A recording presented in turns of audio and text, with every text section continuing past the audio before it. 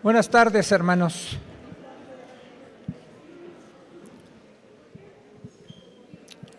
Saquen sus Biblias, por favor.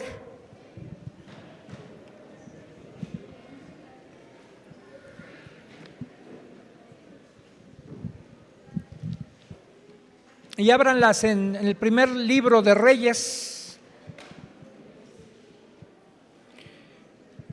en el capítulo 17. Vamos a leer a partir del verso 17 hasta el final del capítulo.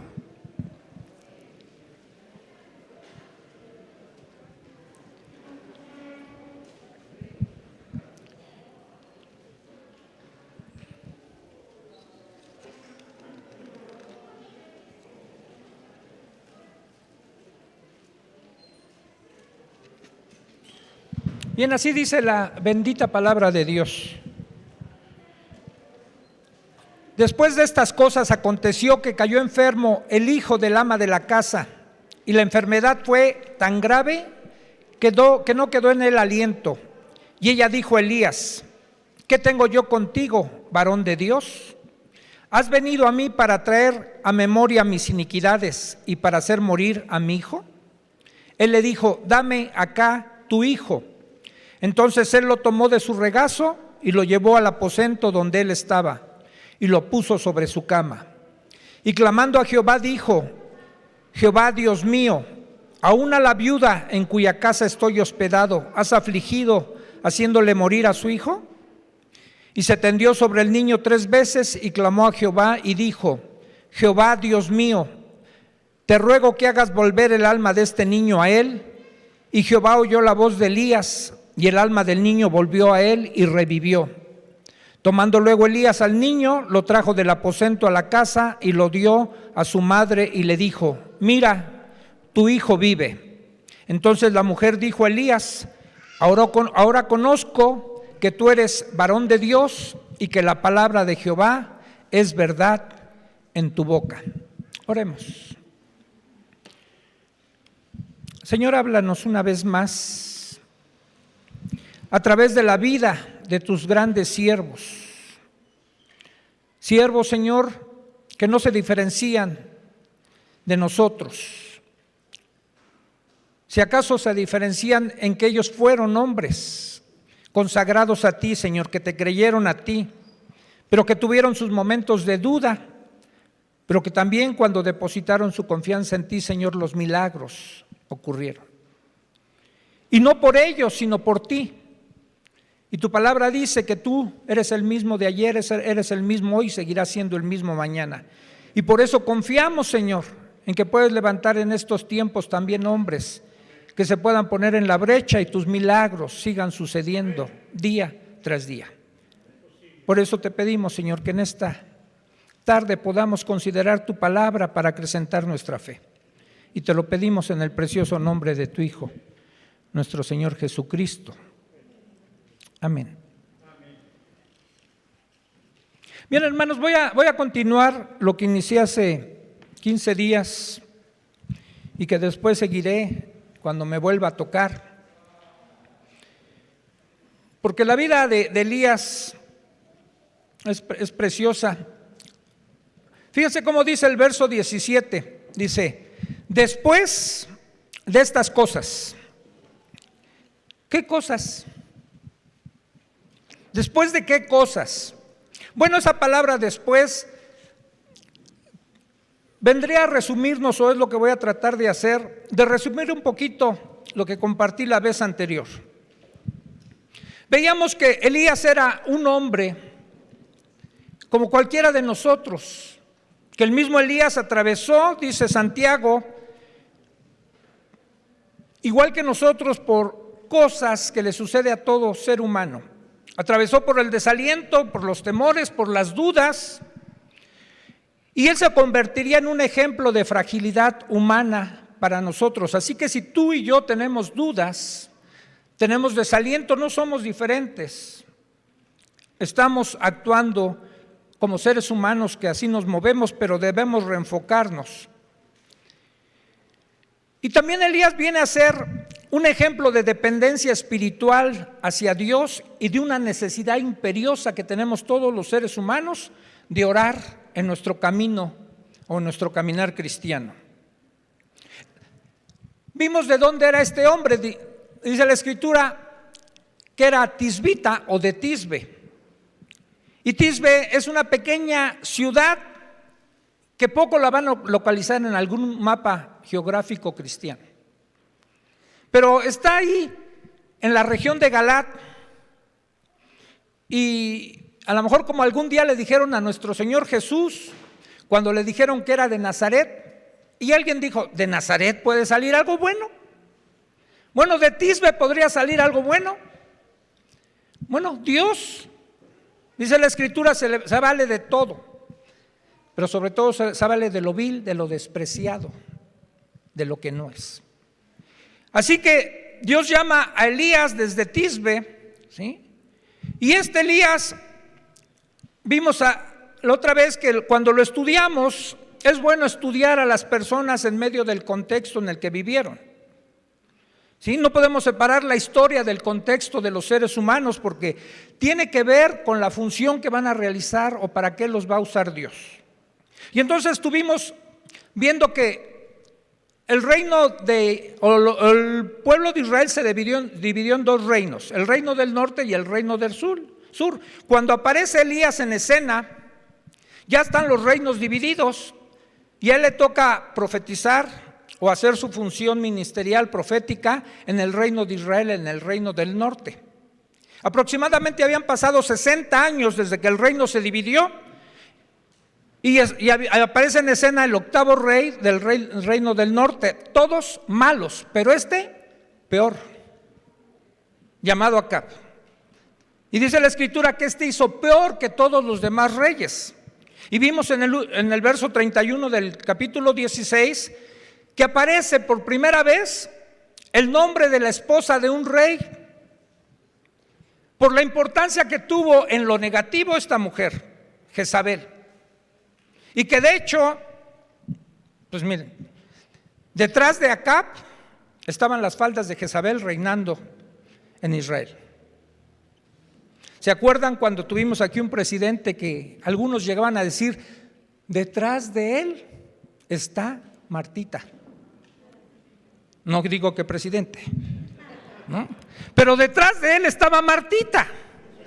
Y hasta lo ridiculizaban en algunas parodias, ¿no? Según las parodias, se ven acostados Martita y el presidente, y él pidiéndole consejo a Martita. Bueno, acá fue real, otro era una parodia. Jezabel era la que reinaba. Después vamos a ver en algunos capítulos más adelante cómo ella tomaba el mando y hasta lo regañaba. Así que, hermanas, no regañen a sus maridos. ¿Sí? Ya les iba a decir, no sean Jezabelas, pero Entonces ahí estaba esta mujer, las faldas gobernaban al reino de Israel. ¿Sí? Entonces esta mujer aparece ahí, y después citamos un versículo de Ezequiel 22:30, donde el profeta, o más bien Dios, por medio del profeta, le está diciendo a la gente: busqué entre los hombres a alguno que hiciera vallado y se pusiera en medio de la brecha, dice, para que estuviera delante de mí y yo no destruyese la tierra. Pero dijo Dios, pero no lo hallé. No hallé un hombre que se pudiera poner en la brecha, que pudiera restaurar, reparar las brechas, ¿sí?, para que no fuera destruida la tierra.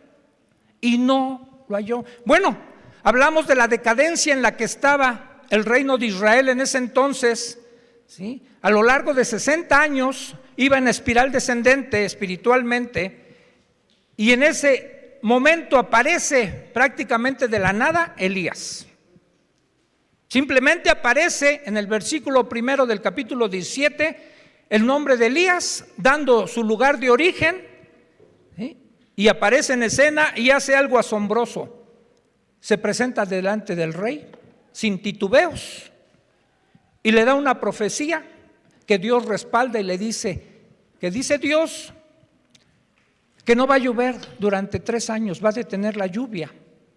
Y esto tenía que ver también con el Dios que adoraba a su esposa de Acab y que el mismo Acab había permitido o había construido un altar para el Dios de ellos, Baal. Porque Baal es el Dios de la lluvia y de la fertilidad.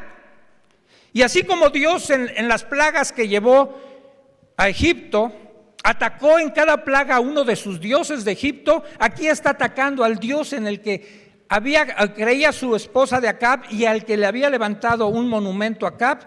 Dice, ¿tú crees en ese Dios? Como si Dios dijera, ¿tú crees en ese Dios que es Dios de la lluvia y de la fertilidad? Pues voy a cerrar los cielos y no va a haber fruto en el campo. Y así sucede. Empieza a pasar el tiempo, ¿sí? Y sucede exactamente eso. Pero una vez que hace esto, Dios por medio de Elías le da un mandato a Elías. Vete, escóndete en el desierto, sal de la notoriedad, ¿sí? Y te quiero aislado, ahí junto a un arroyo, y ahí yo te voy a alimentar de una manera sobrenatural. Así que lo manda al arroyo de Querit. Y dijimos que aproximadamente Elías vivió en ese arroyo entre 1 año, año y medio, que es lo que los historiadores o los comentaristas bíblicos creen que vivió Elías ahí en el arroyo de Querit. Finalmente, producto de la profecía y del cumplimiento de ella, pues poco a poco el arroyo se empezó a secar, porque si no hay lluvia, no había forma de alimentar los arroyos. Así que el arroyo se empieza a secar. Y una vez que el arroyo se seca, nuevamente viene una orden de Dios. Les hacía algunas preguntas. ¿Algún día se ha secado tu arroyo? ¿Has sentido que empiezan a faltar las cosas en tu vida? Los seres queridos fallecen, pierdes tu trabajo, y les hacía algunas preguntas así, que sería como una forma de secarse nuestro arroyo, ¿no? En Deuteronomio, si pueden proyectarlo, capítulo 11, versos 16 y 17, el Señor había advertido al pueblo de Israel lo que podría suceder si ellos se olvidaban de Dios. Y entonces Dios les dijo, guárdense pues que su corazón no se infatúe y se aparten y sirvan a dioses ajenos y se inclinen a ellos. Y se encienda el furor de Jehová sobre ustedes y cierre los cielos y no haya lluvia ni la tierra dé su fruto y perezcan pronto de la buena tierra que les da Jehová el Señor. O sea, estaba la advertencia desde el Antiguo Testamento, estamos en el Antiguo Testamento, desde los tiempos de Moisés, ¿sí? Había advertido Dios. Si el pueblo iba a servir a dioses ajenos, las consecuencias que iban a tener, y aquí se empiezan a ver estas consecuencias. Después vimos que Dios va a formar el carácter de cada uno de sus siervos. Una vez que lo saca de Querit, entonces le dice Dios a Elías, ¿crees que ya estás preparado? Todavía te falta. Voy a enviar ahora a Sarepta. Y te voy a enviar una viuda, ya que se secó el arroyo y donde te estuve sustentando de manera sobrenatural. Aunque se secó el arroyo que era natural, Dios alimentó sobrenaturalmente a Elías por medio de los cuervos. Pero después de ahí lo envía a Sarepta. Dice, ¿ahora sabes con quién? Con una viuda. Y la característica de esta viuda, ¿sabes qué es? Pobre. No tienen que caerse muerta. ¿Sabes lo único que tiene? Es un poquito de aceite y un poquito de masa. Y lo que está pensando esta viuda es hacer ese poquito de aceite con una masa, una pequeña torta, comérsela entre ella y su hijo, y después de esto dejarse morir de hambre. Dice, con ella vas a ir, Elías. Y miren, el otro día que tuvimos la reunión de matrimonios, les decía esa vez, me decía mi hija, coincidió lo que ella le iba a dar de clases a los niños arriba con los matrimonios que vienen. Por cierto, hermanos, si tienen hijos, tráiganlos, se los pueden cuidar a la reunión de matrimonios, ¿no? Vénganse, que ese no sea impedimento. Y entonces me decía mi hija esto, Porque no sé si hemos perdido la capacidad de asombro. Porque como ya leemos la Biblia de corrido, ya no la sabemos y de repente estos episodios como que ya no nos sorprenden, ¿no? Como que unos cuervos le llevaron de comer a Elías. ¿Y qué tiene de raro, no? Pues todo fue sobrenatural. Los cuervos no hacen eso, son animales de carroña. No comparten su alimento, no les dan la carne a otros. Si se las quitan a sus propios hijos. Hasta hay dichos, no cría cuervos y te sacarán los ojos. Bueno, me decía mi hija, fíjate papá, dice, qué asombrosos son los niños y cuánto nos pueden enseñar. Dice, estaba dando la clase de la viuda con su poquito de aceite y su poquita masa. Dice, y teníamos unos niños, no sé si eran nuevos, pero venían con un matrimonio. Y dice, cuando yo les empecé a explicar la clase, dice, los dos niños me decían, maestra, y otra vez volví a ver aceite, al otro día volví a ver aceite y masa. Sí, hijos, dice, ¿de veras, maestra? Al día siguiente volví a ver eso. Sí. ¿No es verdad que perdemos esa capacidad de asombro? ¿Has sabido algún caso así? Yo sí. Cuando yo me convertí, escuché un pastor que él dejó la ciudad y se fue a vivir a otro lado porque él dice, yo entendí que había que predicar el evangelio a toda criatura, dice, y él dijo esto, el Señor da boleto de ida y no de regreso, dice, así que yo salí de aquí, dejé mi congregación aquí y me fui a otro estado a predicar el evangelio. Y él contó, me acuerdo clarito, dice, el colegio al que llevábamos a mis hijos nos quedaba como a 1 hora de distancia. Dice, no sé cuántos kilómetros eran, pero era 1 hora de distancia. Dice, y los recursos eran escasos. Dice, entonces un día me dijo mi esposa Pati, dice, oye Miguel, algunos han de conocer a Miguel López, es al que escuché. Dice, oye Miguel, dice, la camioneta ya marca la reserva de la gasolina. Dice, dame, no sea que me vaya a quedar sin gasolina. Dijo, no tengo. Dice, entonces, ¿qué hacemos? ¿Llevo a los niños o no? Le dijo, llévalos, en el nombre del Señor no te vas a quedar. Eso a lo mejor no fue tan asombroso porque se fue y regresó. Pero lo asombroso es que 15 días hizo eso sin echarle gasolina al carro. Y nunca se le acabó la gasolina. Hay unos hermanos en Acueducto, algunos los conocen, a Toño y a Bere. Se fueron a vivir, había como por Villa de quién sabe qué, bien lejos, Villa del Carbón, ¿verdad? Y allá hace un frío. Y ellos me contaron y estaban asombrados, dice, nuestro tanque de gas se nos dura 2 meses. Y les sucedió lo mismo, iban a llegar los 2 meses y solo tenían un tanque, no tenían 2. Y entonces dijeron, ¿qué hacemos? Pues hacémoslo hasta que se acabe. Y me decían ellos, asombrados y agradecidos con Dios, pastor, se lo juro, dice, lleva 6 meses mi tanque de gas y no se acaba. Y lo seguimos usando igual todos los días para comer, para bañarnos, para todo. Y no se nos acaba. Digo, así es Dios. ¿Te asombran esas cosas o no te asombran? ¿O seguimos así? Un día mi hija, cada año la despiden de su trabajo y cada año la contratan. O sea, termina el ciclo escolar y le dan las gracias, la liquidan y ya. Si hizo un buen trabajo, al siguiente año escolar le llaman para recontratarla. Fue hace 2 años que le hicieron eso, la despidieron. Tomó su dinero que le dieron, pagó todo, dio sus diezmos, todo. Y ella acostumbra a guardar en un botecito en su cuarto sus billetes y sus monedas. Y me dijo ella, dice, yo ya había dado mis diezmos, dice, pero llegó mi mes que ya no trabajaba.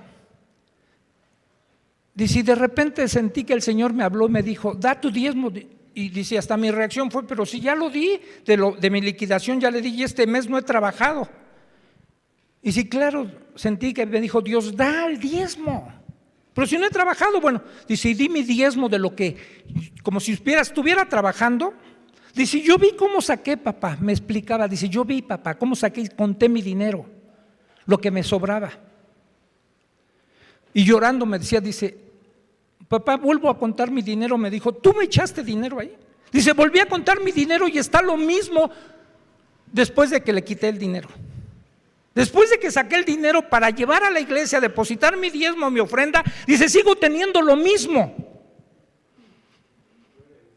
Así es Dios, hermanos.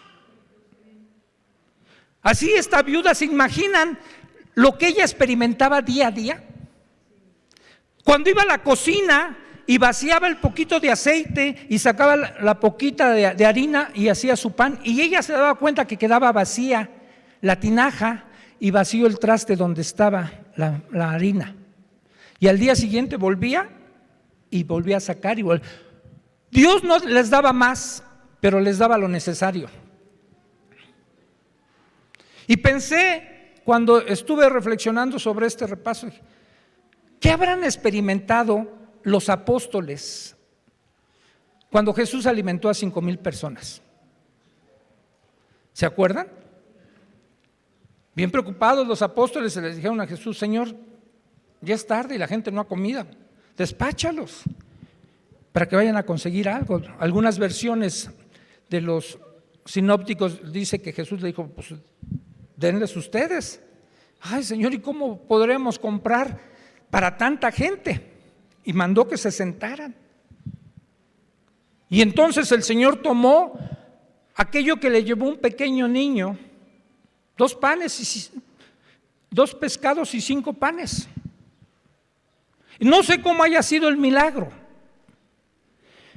No sé si en el momento en que el Señor sacaba la comida se multiplicaba y volvía a sacar y se multiplicaba y volvía a sacar y se multiplicaba, o cuando ponía el pan y el pescado en las manos de los apóstoles, porque dice la Escritura que ellos son los que repartían. Los hicieron sentar de 50 en 50 y ellos eran los que iban repartiendo la comida, y en el momento en que iban todos iba multiplicando. Ellos vieron que solo eran 2 pescados y 5 panes y empezaron a ver cómo salía y salía y salía y salía comida.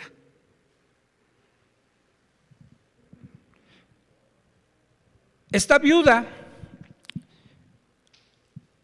empezó a ver que este hombre era diferente. Entonces, cuando llegamos al verso 17, dice la Escritura, pasadas estas cosas que ya habían pasado, aconteció otro suceso. El único hijo que tenía esta viuda, no dice la edad que tenía el niño, pero para una viuda pobre, su única esperanza de subsistencia era su único hijo, que la podría sostener, mantener. Y dice que este hijo único de la viuda cayó enfermo y murió.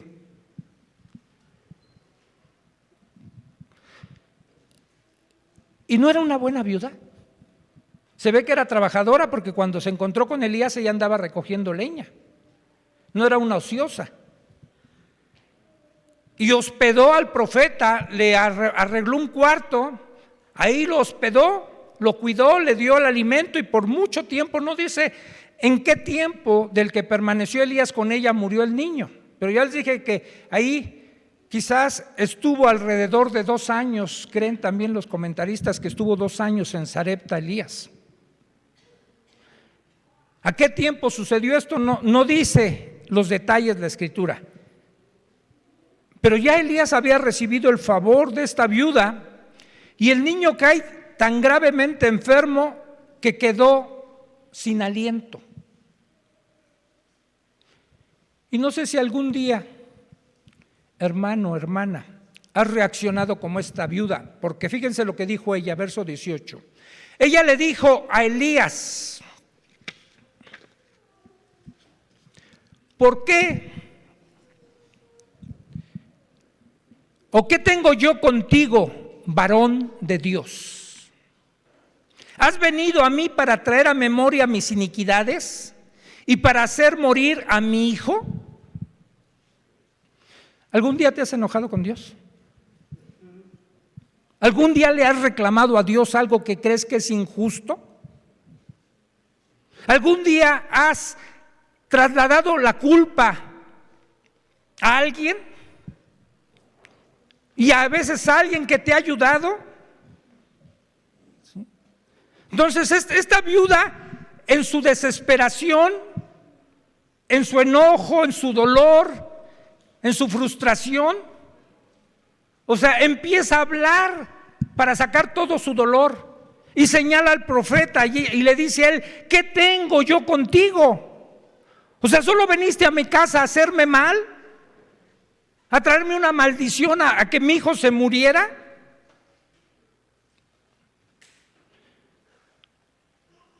Pero lo que me asombra más es la reacción de Elías. No se defiende, no argumenta nada, guarda silencio, como hace rato nos decían en el canto, Memo. Él callará de amor, dice Sofonías, creo. Sí, él callará de amor. Y Elías no emite ningún comentario. Me acuerdo que ya les he contado esto, pero quiero contarlo con mi falla. ¿A cuántos se les ha suicidado alguien? Que ustedes hayan tenido que ver con eso. Un día llegó, cuando yo estuve en los grupos de neuróticos, llegó un muchacho muy mal. Era hijo de una prostituta, pero una prostituta elegante, y ella lo había arrastrado en esa vida. Y él se había convertido en un drogadicto y convivía con puro malviviente, ¿no? Pero llegó desesperado pidiendo ayuda. Y entonces yo lo atendí y lo que le ofrecí fue llevarlo a un grupo que tuviera un anexo, porque le dije: te necesito sacar de tu medio ambiente. No tendría caso que vinieras aquí a una junta y regresas a tu medio ambiente, te va a comer tu medio ambiente. Que te ofrezcan droga, y si tú tienes una adicción a la droga vas a caer y necesitas salir de ese ambiente. ¿Aceptarías irte a un anexo, a un grupo donde te ofrecen todo? Donde dormir, donde comer, tener ropa. Dice: sí, llévame. Y entonces me lo llevé. Su mamá, la prostituta, iba al grupo, ella fue primero la que iba en el grupo. Entonces me lo llevé. Estando en ese lugar donde lo dejé, como a las 3 de la mañana me hablaron por teléfono. Me dijeron: Jesús, el cuate que nos trajiste entró en crisis en la madrugada y se aventó desde la azotea del edificio, pegó en los cables de luz, cayó de cabeza y está muerto. Tenemos un broncón aquí en el grupo. A ver si puedes venir a ayudarnos. Cuando la mujer, su mamá, se enteró, estábamos ambos en el grupo. Me acuerdo que llegó conmigo y me agarró de mi ropa y me jaló. Me dice: ¿por qué? ¿Por qué mataste a mi hijo? No. Dice: ni siquiera me dejaste despedirme de él. Tú lo mataste. Yo no me pude quedar callado como Elías. Dicen que una marca del cielo para los creyentes debe ser la mansedumbre, pero marca del cielo. Que no debería de responder nada ante los ataques de alguien, sino dejar que Dios sea su defensor. Yo no pude en ese entonces.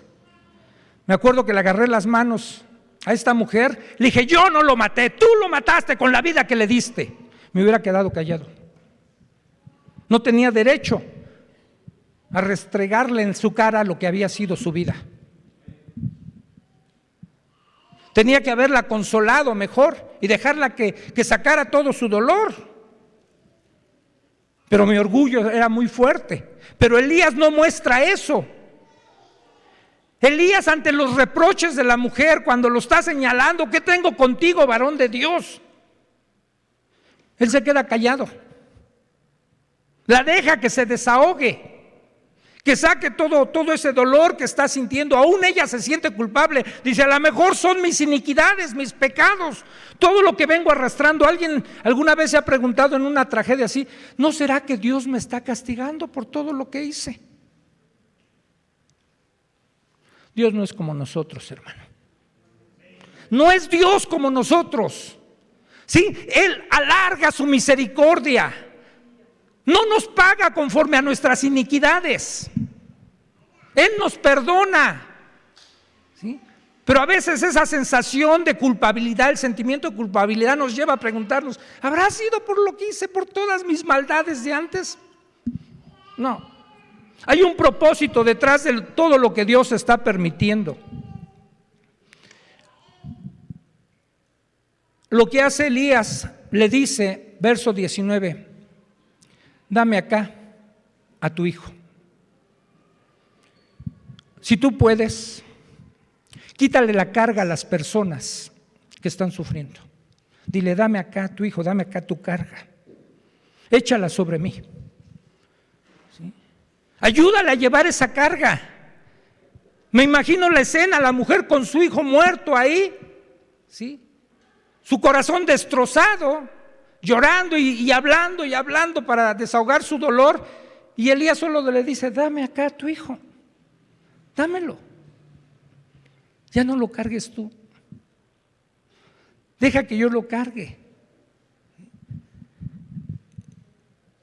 Y esto yo le llamé la prueba de una mujer, el dolor de una mujer.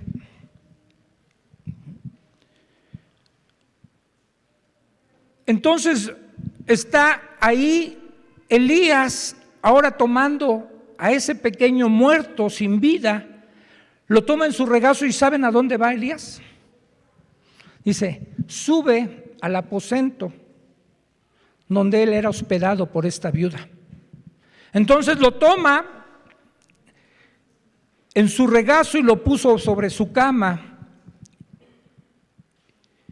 Y hace, yo creo que lo que mucho hizo, o mucho tiempo, durante ese tiempo, había estado haciendo Elías en la casa de esa viuda.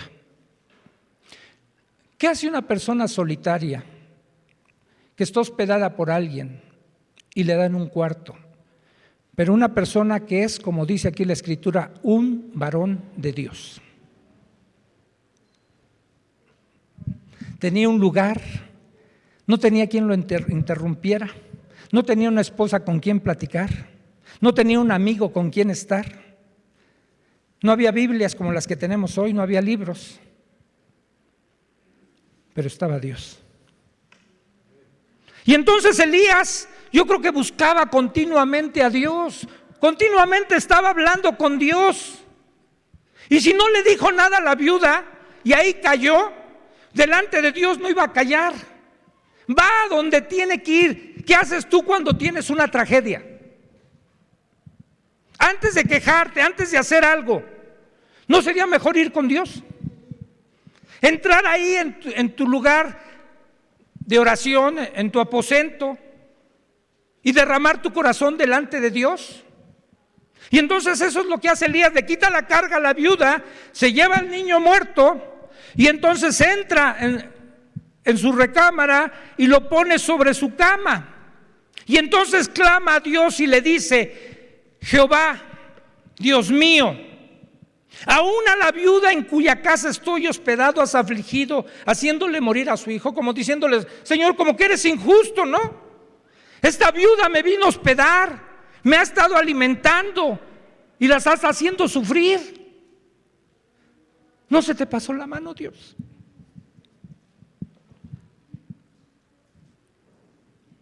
No sé de dónde le vino la idea a Elías.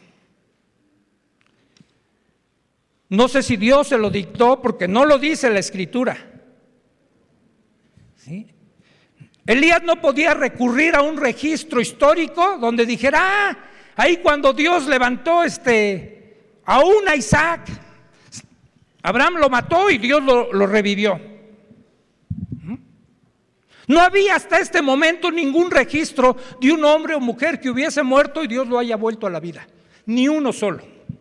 Por eso les digo, miren, no piensen en nuestros tiempos, ubiquémonos aquí y consideremos cómo está la historia aquí, para que no nos dejemos de asombrar. Nadie había vuelto a la vida después de morir, nadie. Elías no podía recurrir a un recuerdo así, decirle, Dios, como lo hiciste con Moisés o con cualquier hombre, ¿no? Te pido que lo hagas con este niño, ¿no? Simplemente dice que se tendió sobre el niño 3 veces. 3 veces. Y clamó a Jehová. Ya después la forma en que se tendió, pues no sé si también se lo dijo Dios o nada más fue una ocurrencia de él. Y le pide a Dios algo que es imposible. Fíjate. Ayúdame rápido a buscar algunos pasajes. Jeremías 32, 17 y 27. Fíjate lo que dice el profeta Jeremías. Oh Señor Jehová, he aquí que tú hiciste el cielo y la tierra con tu gran poder y con tu brazo extendido. Ni hay nada que sea difícil para ti. Para Dios no hay nada que sea difícil para Él. Verso 27. Dice, he aquí que yo soy Jehová, dice Dios, Dios de toda carne. ¿Habrá algo que sea difícil para mí? ¿Habrá algo? Lucas 1:37. Dice el evangelista Lucas, porque nada hay imposible para Dios. Nada. Y Lucas 18:27.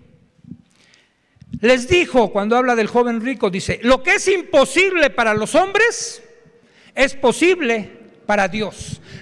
Elías no estaba viéndose a sí mismo, había empezado a conocer a Dios y estaba viendo a Dios y sabía que era el Dios de los imposibles. Que aunque no hubiera registro histórico de algo así, él empieza a clamar a Dios y le pide lo imposible. Le dice, Dios, haz volver el alma de este niño a él. Te pido que regrese su aliento. No lo dejes muerto, Señor. Y dice la escritura, y Jehová oyó la voz de Elías. Atendió a su ruego, a su súplica. Ya lo había hecho antes. Santiago también lo registra, dice, y oró Elías a Dios, y el cielo se cerró por 3 años y medio y no llovió.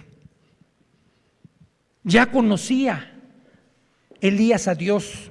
Y mi pregunta sería, ¿tú conoces a Dios? ¿Sabes que le puedes pedir algo y que está conforme a su voluntad y que te va a escuchar Dios?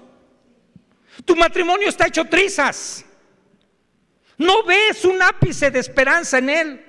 Estás pensando en el divorcio. Día a día te bronqueas.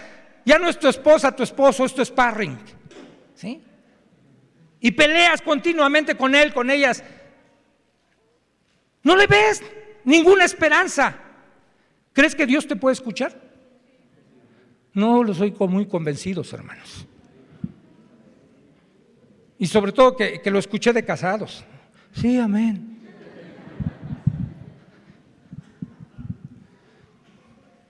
A mí me asombra cuando Memo desde aquí le ha preguntado a mi esposa, Vicky, ¿te imaginabas a tu marido, a tu viejo, que un día iba a ser pastor?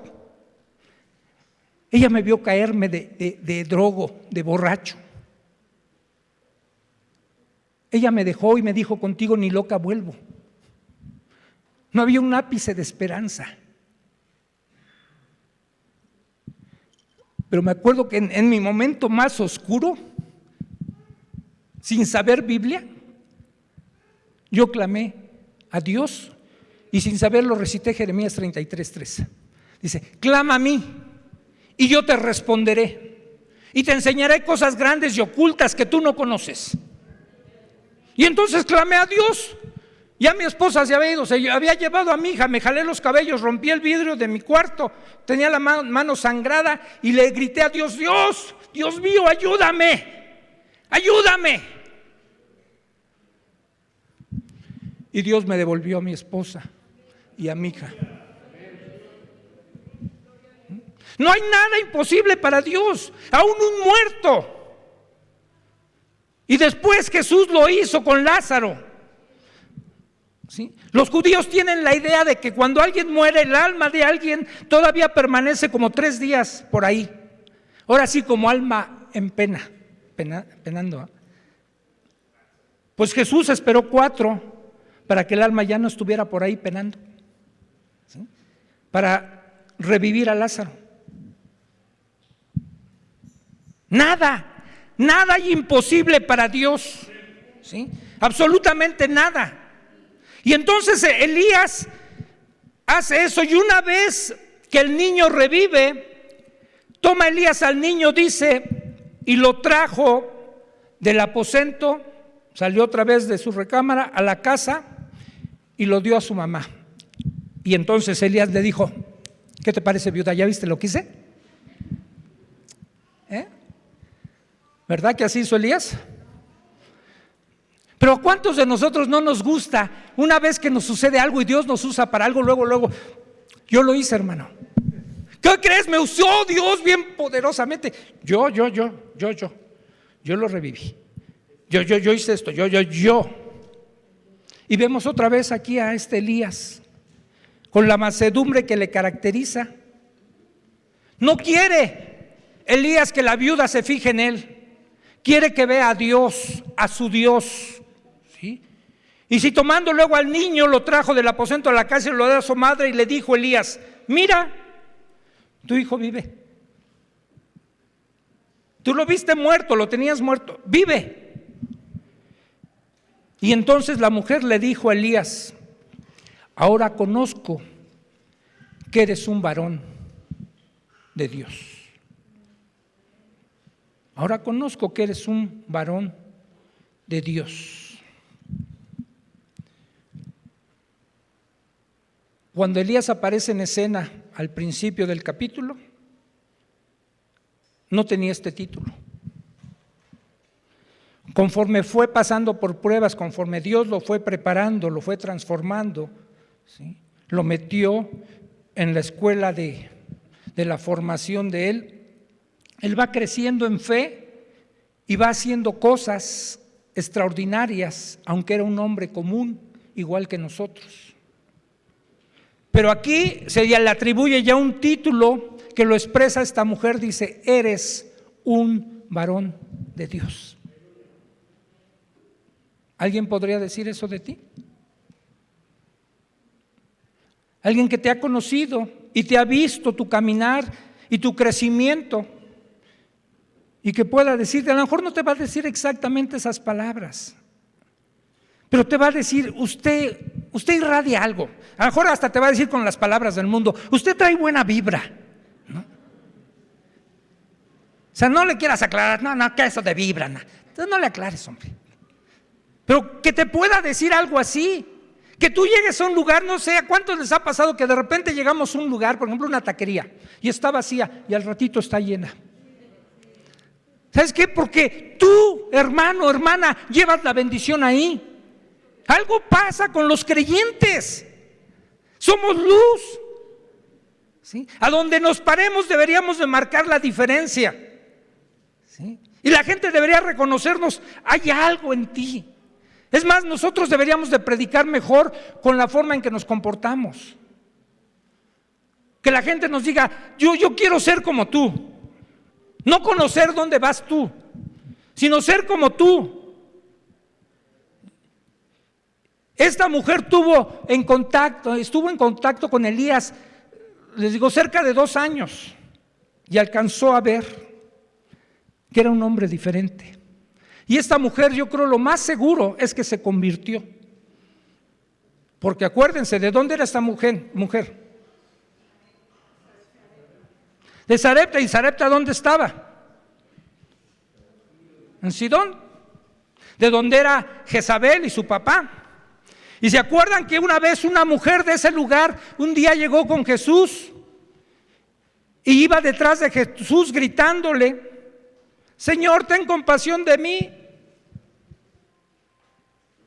Acerca de un hijo, también una hija. Y el Señor voltea y hasta suena fuerte cuando dice: no es bueno dar el pan que se le debe dar a los hijos, echárselo a los perros. Casi le dijo perra. Pero no era una palabra despectiva, sino así se le llamaba a todos los que no pertenecían al pueblo de Israel. Se les decían perros a los gentiles. Y entonces esta mujer le dijo: sí, Señor, pero aún los perrillos comen de las migajas que caen de la mesa. Dijo: nunca he visto tal fe, dijo Jesús. Y esa mujer era de esa misma región que esta viuda. Y algún día también Jesús, estando en la sinagoga, citó al profeta Elías para provocar a celos a los religiosos judíos que estaban en la sinagoga. Les dijo: ¿no se acuerdan cuando Elías, en lugar de ir a cualquiera de ustedes de la casa de Israel, no fue a Sarepta, a una viuda que era de esa región? Dice que después de esto quisieron asesinar a Jesús, lo quisieron arrojar desde un peñasco, porque les pisó los callos, como diciéndoles: ahí había más fe. Y miren, no es cierto que de repente cuando compartimos el evangelio a veces encontramos más fe afuera que adentro de la iglesia. Gente que está anhelando encontrar una respuesta a su necesidad, y cuando llegamos a ellos, paz, Dios los bendice y les da un grado de fe que a veces no vemos ya en la iglesia, que a veces escasea aquí. ¿Por qué? Porque nos hemos acostumbrado ya a ver las cosas de manera ordinaria cuando son extraordinarias. Hermano, es extraordinario que de cada día tú y yo nos levantemos. No necesitamos que nos den cuerda, que nos echen gasolina para caminar. ¿Sabes la maravilla que somos? Producto de Dios, de lo que Dios nos ha creado, cómo nos hizo. ¿Sabes lo maravilloso que es un ojo? Me puse mis lentes, estoy estrenando lentes, no veo bien ahorita con lentes. Mejor me los quité. Necesito acostumbrarme a usar lentes. Pero lo maravilloso que es un ojo, ¿sabes cuándo lo valoramos? Cuando empezamos a perder la vista. Cuando ya no alcanzas a ver las letras chiquitas. Decía un hombre que él acostumbraba a quejarse mucho cuando tenía unos zapatos todos feos. Dice: dejé de quejarme hasta que vi a un hombre que no tenía pies. Esta mujer creció y aprendió al lado de Elías. Para terminar, te voy a hacer unas preguntas. Primero, ¿cuál sería tu reacción ante algo así como lo que hizo Elías?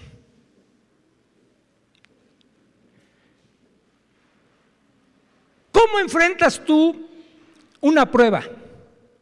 Una prueba que Dios puede traer a tu vida. Esto que voy a leer lo escribió un hombre anónimo, creyente. Al menos la fuente de donde lo tomé cita que fue un hombre de Dios, pero no dice qué hombre de Dios. Y dice, él pone 4 puntos de cómo enfrentar la prueba para poder confiar en el Señor. Dice: primero, y tomando este pasaje de la viuda, dice: primero, dice, cuando estés en una prueba, considera y piensa: Dios me trajo hasta aquí, y es por su voluntad que estoy aquí, en esta dificultad, en ese hecho, voy a descansar. ¿Tú crees que a Dios se le escapa algo? Que de repente apareces en un lugar, en la cama de un hospital, y porque Dios se descuidó. Dios sigue siendo soberano y controla todo. Nada se le escapa. Entonces, si entendemos que Dios nos trajo hasta este punto, sea lo que sea, la prueba que sea que estés enfrentando, ¿Sí? Solo pídele a Dios de su gracia para soportar y aguantar en esa prueba. Él no te va a dejar. Ahí sostente. El segundo punto que decía este hombre, dice, una vez que ya está descansando en ese hecho, dice, Dios, me va a guardar en su amor mientras esté en esta situación y me dará la gracia para conducirme como su hijo, no como un impío, sino para conducirme como su hijo. Me va a dar esa gracia. ¿Sí? Y un hijo de Dios va a alumbrar en donde esté, aún en la circunstancia en la que esté. ¿Sí? Puede ser que se te murió un familiar. A mí me tocó un día cuando se murió una de mis hermanas. Estábamos en el velorio y de repente me encontré una compañera de trabajo en el velorio. Me dice, ¿qué haces aquí? Le digo, pues es que se murió mi hermana. Y le digo, ¿y tú qué haces aquí? No, pues yo no te enteré de la muerte de mi hermana. No, es que se murió un familiar al lado. Estoy en otra capilla. Había oportunidad de hacer algo ahí. Yo podía meterme en mi dolor, es mi hermana la que se murió. Pues vamos a ver qué podemos hacer ahí. A lo mejor podemos predicar. Entonces compórtate como un hijo de Dios, porque Él te va a guardar en su amor. El tercer punto que dice este hermano anónimo, dice, Dios convertirá la prueba en una bendición y me va a enseñar la lección que Él quiere que yo aprenda mientras obra en mí la gracia que Él quiere darme. No lo sabemos de memoria. Romanos 8:28. Sí. Y me encanta, siempre me ha encantado cómo lo escribe el apóstol Pablo. Porque él no lo habla o no lo escribe por escribir, al igual que Elías. Elías no escribió ninguna palabra. No hay ningún registro que Elías haya dejado algo escrito.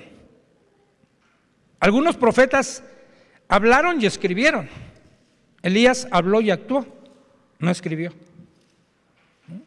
Pero Pablo escribió y vivió lo que escribió. Y dijo Pablo, y sabemos, ¿sí?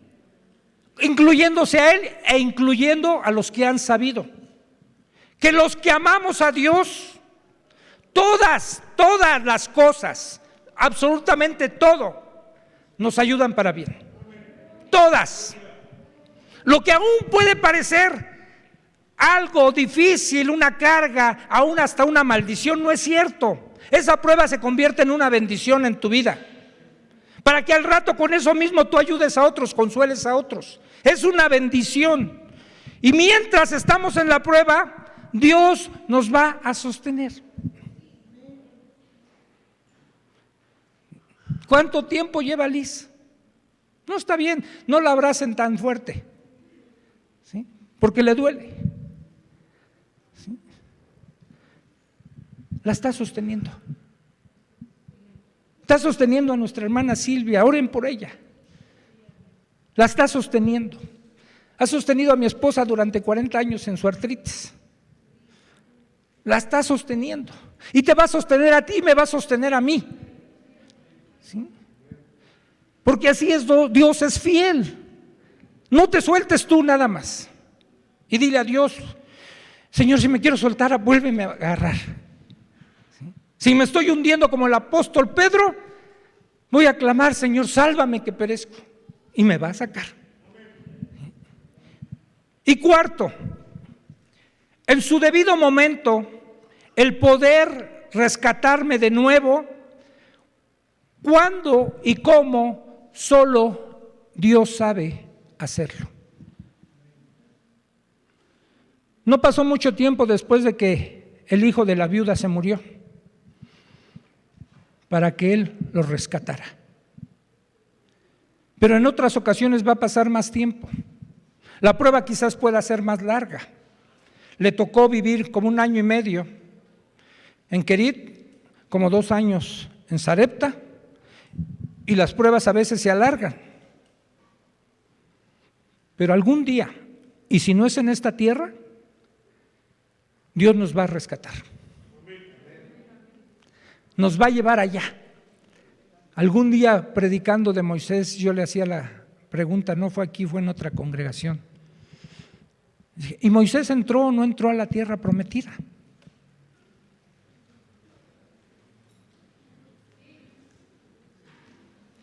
¿Entró o no entró?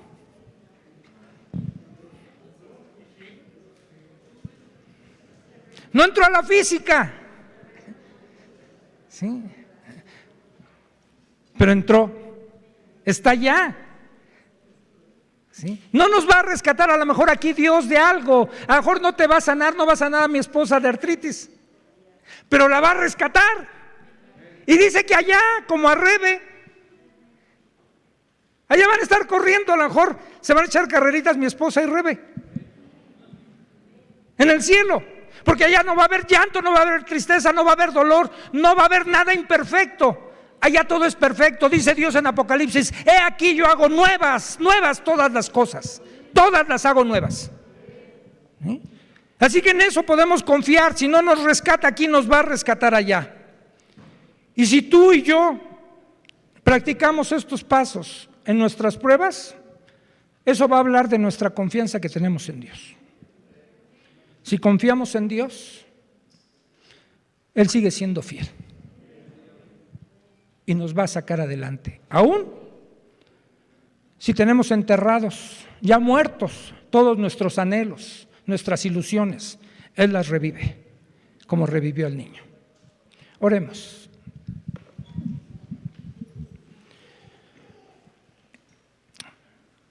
Señor, te rogamos que no quites de nosotros la capacidad de asombro. Por algo, Jesús, tú dijiste que fuéramos como niños, porque ellos tienen tal capacidad de asombro, pero también tienen tal fe que pueden confiar en quién eres tú, en lo que le dicen sus padres, en lo que les prometen. Déjanos tener la fe de un niño y poder creer en tus promesas, Señor. No vamos a andar presumiendo de nada. Pero, Señor, cuando veamos obstáculos en nuestro camino, cuando veamos las cosas difíciles, que podamos recordar, tú eres el Dios de los imposibles. Y que podamos estarnos asombrando día a día de lo que sigues haciendo, Señor, porque tu obra no termina. Tu diario renuevas tus misericordias cada mañana. Y podemos estar abiertos, Señor, y abrir nuestro corazón para así hacerte la invitación o aceptar tu llamado. Porque tú le dices a tu iglesia, he aquí yo estoy a la puerta y llamo. Si alguno oye mi voz y abre la puerta, entraré con él y cenaré. Y cenará conmigo. Señor, abrimos la puerta de nuestro corazón. Queremos hacerte un aposento, como esta viuda le hizo un aposento a Elías, para tener intimidad ahí contigo, día a día, Señor. Y entonces salgamos renovados de nuestro tiempo de oración y podamos vivir en un mundo natural siendo sobrenaturales. Gracias, Señor, te damos en el nombre de Jesús. Amén. Dios les bendiga, hermanos. Estamos despedidos.